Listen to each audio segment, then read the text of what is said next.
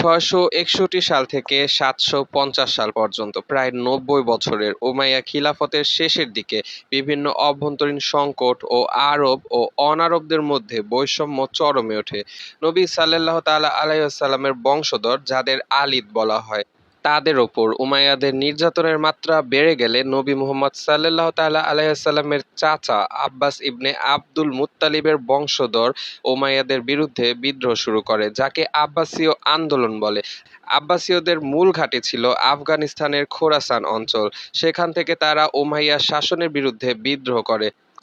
747 সালে আব্বাসীয়রা চূড়ান্ত পর্যায়ে উমাইয়াদের বিরুদ্ধে বিদ্রোহ ঘোষণা করে। আব্বাসীয় নেতা আবু মুসলিমের নেতৃত্বে একের পর এক যুদ্ধে উমাইয়াদের পরাজিত করা হয়। তবে 750 সালে জাব যুদ্ধে উমাইয়া খলিফা দ্বিতীয় মারওয়ানের চূড়ান্ত পরাজিত 750 সালের আব্বাসীয় খিলাফতের সূচনা ঘটায় এবং আবু আল আব্বাস আব্বাসীয় খিলাফতের প্রথম খলিফা হন এবং খিলাফতের রাজধানী বাগদাদে স্থাপন করা হয়।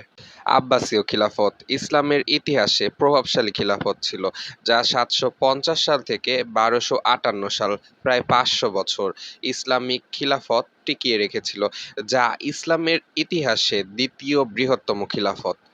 আবু আল আব্বাস আব্বাসীয় খিলাফতের প্রথম খলিফা। তার শাসনামলে উমাইয়া খিলাফতের পতন ও আব্বাসীয়দের ক্ষমতা শক্ত করা হয়। তিনি উমাইয়া খিলাফত নির্মূল করতে উমাইয়া রাজপরিবারের সদস্যদের হত্যা করেছিল। খিলাফতের দ্বিতীয় খলিফা আল মানসুর বাগদাদ শহরের প্রতিষ্ঠাতা, যিনি আব্বাসীয় খিলাফতের রাজধানী বাগদাদে স্থানান্তর করে। আল মানসুরের পর আব্বাসীয় খিলাফতের তৃতীয় খলিফা আল মাহাদি ও চতুর্থ খলিফা আল হাদি তাদের সময়কালে খিলাফতের সীমানা বৃদ্ধি এবং প্রশাসনিক ও অর্থনৈতিক সংস্কার করেছিল। পঞ্চম খলিফা হারুন আল রশিদের শাসনামলকে আব্বাসীয় খিলাফতের স্বর্ণযুগ বলা হয়। তিনি ছিলেন অন্যতম জনপ্রিয় খলিফা, যিনি জ্ঞান বিকাশে বায়তুল হিকমা প্রতিষ্ঠা করেছিল। খলিফা হারুনের মৃত্যুর পর উত্তরাধিকার হিসেবে তার ছেলে আল আমিনকে রেখে যায়, তবে খিলাফতের অঞ্চলগুলো সমান ভাগে ভাগ করে অর্ধেক অংশ তার অপর ছেলে আল মামুনকে দেওয়া হয়েছিল, যার ফলে খলিফা আল আমিন তার ভাইয়ের অংশ সহ সম্পূর্ণ খিলাফতের নিয়ন্ত্রণ চাইলে সাম্রাজ্যে গৃহযুদ্ধ সৃষ্টি হয়। মূলত খলিফা আল আমিনের বিরুদ্ধে আল মামুন বিদ্রোহ ঘোষণা করে এবং যুদ্ধক্ষেত্রে পরাজিত করে। 813 সালে বাগদাদ দখল করে আল আমিনকে হত্যা করে আল মামুন খলিফা হন। আল মামুন তার শাসনকালের সময় ইসলামে গবেষণা, শিক্ষা, গণিত, বিজ্ঞান সহ শিক্ষার মান বৃদ্ধি পেতে থাকে। আল মামুন ছিলেন অত্যন্ত মেধাবী ও বিচক্ষণ শাসক। তার মৃত্যুর পর তার ভাই আল মুতাসিম আব্বাসীয় খিলাফতের খলিফা হিসেবে তুর্কি মামলুকদের এক অংশ নিয়ে নতুন সামরিক বাহিনী গঠন করে।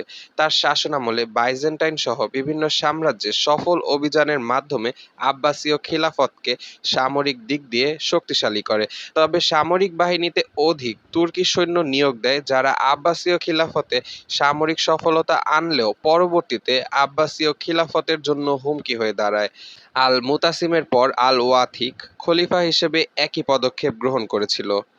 এরপর দশম খলিফা হিসেবে আল মুতাওয়াক্কিল ক্ষমতায় আসে। পূর্ববর্তী খলিফারা যুক্তিবাদী ইসলামের সমর্থনে ছিল, তবে আল মুতাওয়াক্কিল এ ধরনের মতবাদের বিরোধিতা করে এবং ঐতিহ্যবাহী সুন্নি মতবাদকে পুনঃপ্রতিষ্ঠা করে। তার সময়কালে শিয়াদের ওপর অত্যাচারের মাত্রা বৃদ্ধি পায়। শিয়াদের পবিত্র স্থানগুলো ধ্বংস করা হয়, এমনকি ইমাম হাসান ও হোসাইনের মাজারও ধ্বংসের আদেশ দেওয়া হয়। তার শাসনামলে তুর্কি মামলুকদের প্রভাব বৃদ্ধি পায়, সামরিক বাহিনীর মূল অংশে তাদের জায়গা হয়। খলিফা আল মুতাওয়াক্কিল রাজধানী বাগদাদ থেকে সামারায় স্থানান্তর করে। তিনি ছিলেন অত্যাচারী শাসক, যার ফলে প্রশাসনের অভ্যন্তরে তাকে নিয়ে ক্ষোভ বৃদ্ধি পায়। 861 সালে তিনি তুর্কি মামলুক সৈন্যদের দ্বারা হত্যার শিকার হয়। তার মৃত্যুর পর খিলাফতের শক্তি হ্রাস পেতে শুরু করে। আল মুতাওয়াক্কিলের মৃত্যুর পর তার ছেলে আল মুনতাসির পরবর্তী খলিফা হন, যিনি শিয়াদের সাথে সহানুভূতিশীল আচরণ করে এবং ইমাম হোসাইনের মাজার পুনর্নির্মাণের আদেশ দেন। তিনি মাত্র 6 মাসের জন্য খলিফা ছিলেন। তার অপ্রত্যাশিত মৃত্যু আব্বাসীয় খিলাফতের রাজনৈতিক আরও বেশি জটিল করে ফেলে। আল-মুনতাসিরের পর তার চাচা আল-মুস্তাইন খলিফা হন, যিনি অভ্যন্তরীণ রাজনৈতিক সংকটের সময় ক্ষমতা গ্রহণ করেছিল। তার সময়কালে সামরিক নেতৃত্বে বিরোধ ও বিদ্রোহ বৃদ্ধি পায়। তুর্কি মামলুক সৈন্যরা রাজনৈতিক ক্ষমতা দখল করে, যা খিলাফতের জন্য হুমকি ছিল। 866 সালে সামরিক অভ্যুত্থানে আল-মুস্তাইন ক্ষমতাচ্যুত ও হত্যার শিকার হন এবং আল-মুতাওয়াক্কিলের আরেক ছেলে আল-মুতাজ খলিফা হলেও তিনি তুর্কি সৈন্যদের দ্বারা ক্ষমতাচ্যুত ও হত্যার শিকার হন। এরপর আল-মুহতাদি খলিফা হন।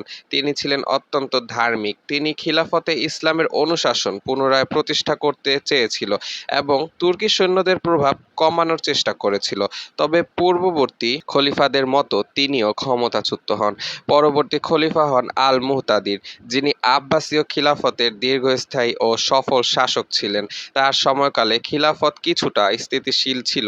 মূলত আল-মুহতাদিরের ভাই আল-মুতাওয়াফাকের যোগ্য নেতৃত্বের কারণে খলিফা আল-মুহতাদির খিলাফত নিয়ন্ত্রণ করতে পেরেছিল। তার মৃত্যুর পর আব্বাসীয় খিলাফত ক্রমেই দুর্বল হয়ে পড়ে। মূলত খলিফার ক্ষমতা হ্রাস ও গভর্নরদের প্রভাব বৃদ্ধি পেতে থাকে।